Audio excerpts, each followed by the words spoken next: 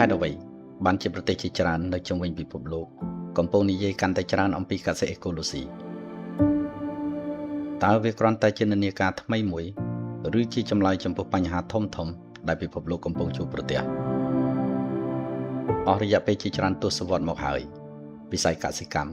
បានផ្ដោតលើការបង្កើនទិន្នផលឲ្យបានខ្ពស់បំផុតកសិករប្រើជីគីមីថ្នាំសម្លាប់សត្វល្អិតនិងគ្រាប់ពូជដែលត្រូវការធាតុចូលច្រើនដើម្បីបង្កើនការផលិតវិធីសាស្ត្រនេះ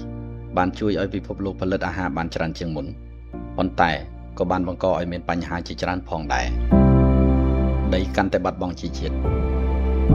ប្រភពទឹកមួយចំនួនរងការបំពុល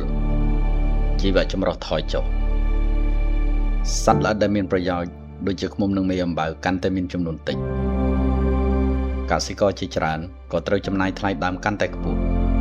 ដើម្បីទិញជីថ្នាំនិងសម្ភារៈកសិកម្មជាមួយគ្នានេះការប្រែប្រួលអាកាសធាតុកំពុងធ្វើឲ្យការធ្វើកសិកម្មកាន់តែពិបាករដូវភ្លៀងមិនទៀងទាត់រដូវប្រាំងអូសបន្លាយទឹកជំនន់និងគ្រោះរាំងស្ងួតកើតឡើងញឹកញាប់ជាងមុនកសិករជាច្រើនកំពុងប្រឈមមុខនឹងការបាត់បង់ទិន្នផលនិងប្រាក់ចំណូលប្រទេសជាច្រើនបានចាប់ផ្ដើមស្វែងរកវិធីសាស្ត្រកសិកម្មដែលអាចផលិតអាហារបានគ្រប់គ្រាន់ខណៈពេលដែលការពារធនធានធម្មជាតិនឹងធ្វើឲ្យកសិករអាចរស់នៅបានដោយចីរភាពនេះហើយជាមូលហេតុដែលកសិអេកូឡូស៊ីកំពុងទទួលបានការចាប់អារម្មណ៍កាន់តែខ្លាំងកសិករមួយចំនួនកំពុងចាប់ផ្ដើមអនុវត្តកសិអេកូឡូស៊ីតាមរយៈការដាំបន្លែសុវត្ថិភាពការផលិតជីធម្មជាតិការប្រើប្រាស់ជីវសាស្ត្រ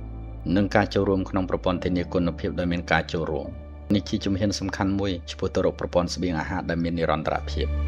កសិអេកូឡូស៊ីត្រូវបានចាត់ទុកថាជាផ្លូវឆ្ពោះទៅរកអនាគតនៃវិស័យកសិកម្ម